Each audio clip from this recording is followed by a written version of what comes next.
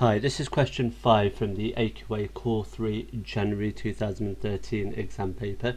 For the first part of this video, I'd like to try the question out yourself, so if you'd like to pause the video now and give the question a go. Okay, well done if you've managed to have a go at the question. I'm now going to go over a hint as to how you can go about answering each part of this question. So we are given this function here, x squared take away 4 over 3, and we're saying that this function is defined for real values of x where x is less than or equal to 0. For part A, we've been asked to state the range of f. So what we're trying to do is we're trying to find out, bearing in mind this domain, that x has to be less than or equal to 0, so x has to be negative or 0. What is the smallest or largest amount that we can make this function here? Are there any restrictions to what our output could be? And that will tell us what the range is. For part B, it says the inverse of f is given by the inverse function f. So we want to write down the domain of the inverse of f. Well, because we worked out the range of f, by definition we should be able to work out or just state what the domain of the inverse of f is going to be. Part 2 says find an expression for the inverse function of f. So because the inverse function is given when we're reflecting in the line y equals x, so that means if I wrote this as y is equal to x squared take away 4 over 3, because the inverse is going to be the reflection in the line y equals x, we can swap our y coordinate and our x coordinate round. So then once I've done that, I can rewrite this and rearrange it to get it in terms of y, and that will tell me what the inverse function of x is. Okay, part C says the function g is defined by this here, and we're told that this is true for real values of x where x is not equal to a third.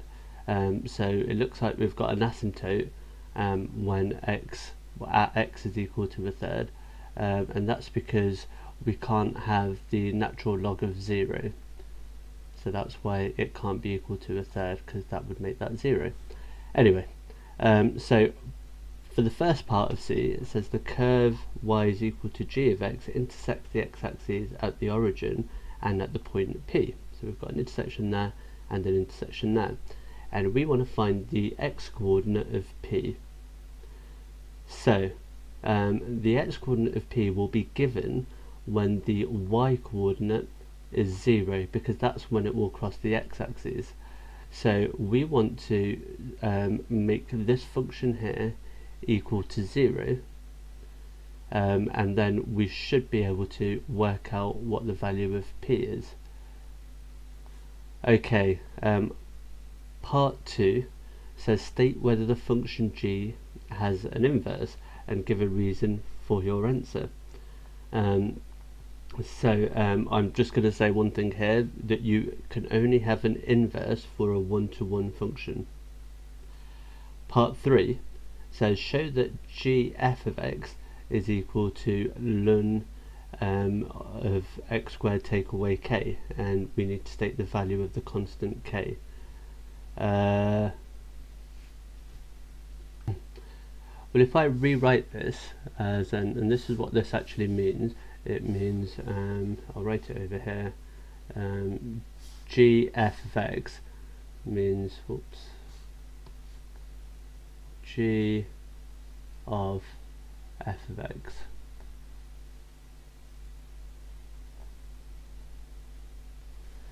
Okay, so what we're saying is that we want to put the f of x function, which is this here, into the g of x function, which is what we're given here. So I need to replace x with the f of x function. I then need to manipulate it so it looks like this here, and state what the value of the constant k is. Okay, I've just realised that I think that we've trimmed off a bit of this question, so I'm just going to move this up. There we go, that's better. Okay, the last part of the question says solve the equation g f of x is equal to 0. So we want to show, we want to solve the equation where this here is equal to 0. So in order for this to be equal to 0, we would need this bit here to be equal to 1, and then we should be able to go on and find all of our solutions for this equation. Okay, those are my hints, so if you'd now like to pause the video and see if you can give the question a go. Okay, I'm now going to go over the answers to this question. So starting with 5a, we just take the range of f. I'll start working over here. I might have to move things around a little bit though. Okay, so for part A, what I'm going to do is I'm going to rewrite this as,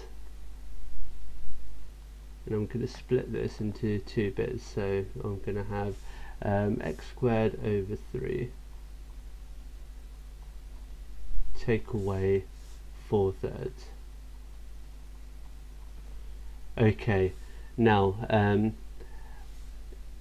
because x has to be less than or equal to 0, or even if it didn't have to be less than or equal to 0, the smallest value that this could possibly be is, because I'm squaring the x, is 0. I can't, this part of the function can't be less than 0. Okay, so x squared over 3 has to be greater than or equal to 0. It has to be. Okay, so that means that this function over here, f of x, must be greater than or equal to, well, this whole function, if that has to be bigger than 0, this whole thing has to be bigger than negative 4/3. So it's got to be greater than or equal to negative 4/3. So because that is greater than or equal to 0, I could say, and I should have said, therefore f of x has got to be greater than or equal to negative 4/3. Okay, so that's part A. Part B is a nice simple one, because the inverse, so we want to, for part B, first part of part B, we're going to write down the domain of the inverse of f. Well, the domain of the inverse of f is going to be the same as the range of f, and we worked out the range of f to be this, so that means the domain of f is going to be greater than or equal to negative 4/3. Okay, part 2 says find an expression for the inverse function. Well, what we said is that when I find the inverse, what I'm doing is I'm reflecting in the line y equals x. So if I wrote this as y is equal to x squared take away 4 over 3, I could then swap the x and the y around. So I would write that as x is equal to y squared. Just make that a bit clearer. X is equal to y squared take away 4 over 3. And if I rearrange that, I'll have 3x plus 4, so y squared is going to be equal to 3x plus 4, which means y is going to be equal to the square root of 3x plus 4. So that means the inverse function x is going to be equal to the square root of 3x plus 4. And there we go. Okay, so moving on to part C, I'm just going to tidy this bit up a little bit. Okay, so we've got this function ln of 3x take away 1, and for the first part we're told that it intersects the x-axis at the origin and at point P, and we want to find the x coordinate of P. So we want to know when this crosses the x-axis, so when this is equal to 0. So I'm going to start by saying, well, I want ln of 3x take away 1. Not sure why it's doing that. Ln of 3x take away 1 is equal to 0. So in order for this to be equal to 0, this part needs to be equal to 1, because if I rearrange this, I'd have 3x take away 1 is equal to e to the power of 0, which is just 1. So I'm just going to write this down as this has to be equal to 1. Okay, which means that either 3x take away 1 is equal to 1, or 3x take away 1 is equal to minus 1. Okay, so using this here, I will get x is equal to 2/3, and using this here, I'd get, if I add 1 to both sides, that makes 0, so I would get x is equal to 0. So we already know this solution here, where it crosses the x-axis at 0, so the other solution, P, is going to be when x is equal to 2/3. So this will be our solution here. Okay, part 2.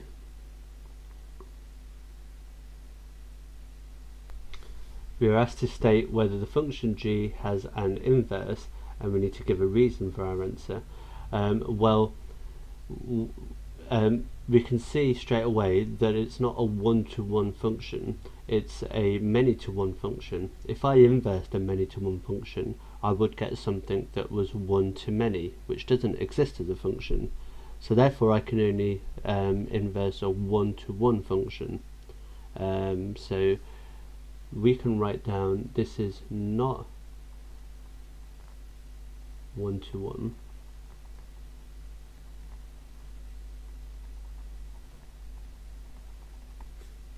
therefore no inverse exists.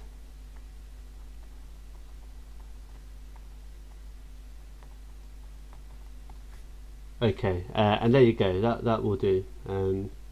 Identifying that it's not a one-to-one function, and saying that that doesn't have an inverse, that will be enough information. Okay, part 3 says show that g f of x is equal to ln x squared take away k, stating the value of the constant k. Well, we said earlier that we can write this as this here, so that means that I put my f of x into my g of x function.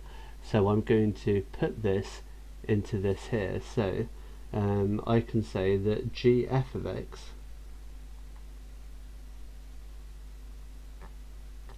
is going to be equal to, and it's going to be ln, and it's 3 times x, but we're going to replace the x with this function here, so it's going to be 3 times x squared take away 4 over 3 take away 1. Okay, now we can spot this 3 and this 3 will cancel each other out, so I've got x squared take away 4 take away 1, which is going to be x squared take away 5. So I can say that this is going to be equal to x squared take away 5, and the value of the constant k, it's asked us to state the value of the constant k. Well, we can say that k is going to be equal to, and be careful because it's equal to 5, not minus 5. Okay, and finally the last part, and I'm just going to go over here.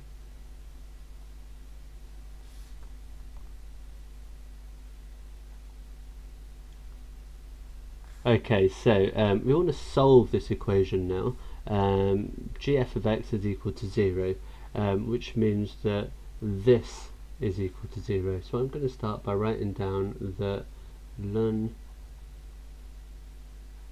x squared take away 5 is equal to 0, which means that this part has to be equal to 1.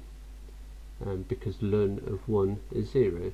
So that means that the modulus of x squared take away 5 has got to be equal to 1.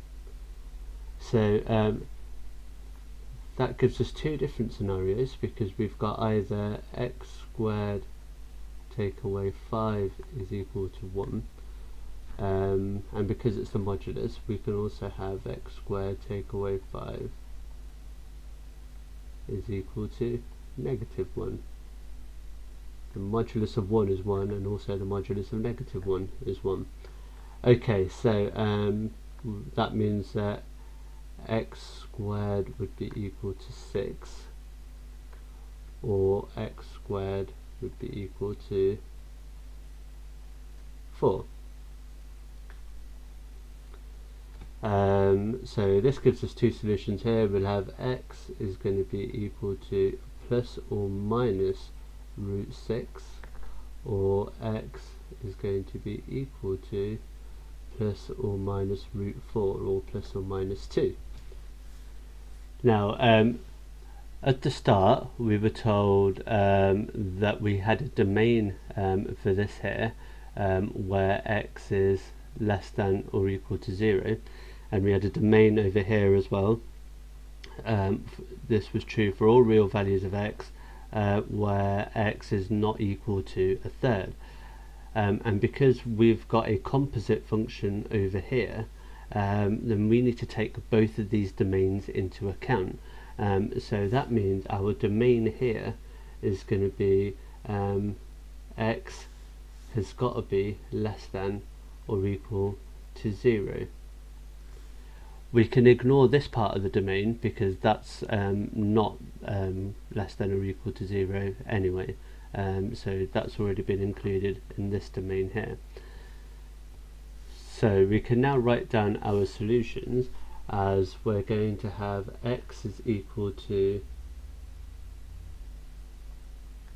negative root 6, and also we're going to have x is equal to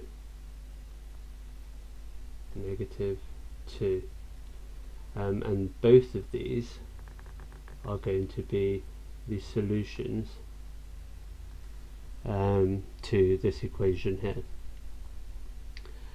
Okay, I hope you found that useful and that was clear. Thanks very much for joining me. I look forward to seeing you again soon. Take care.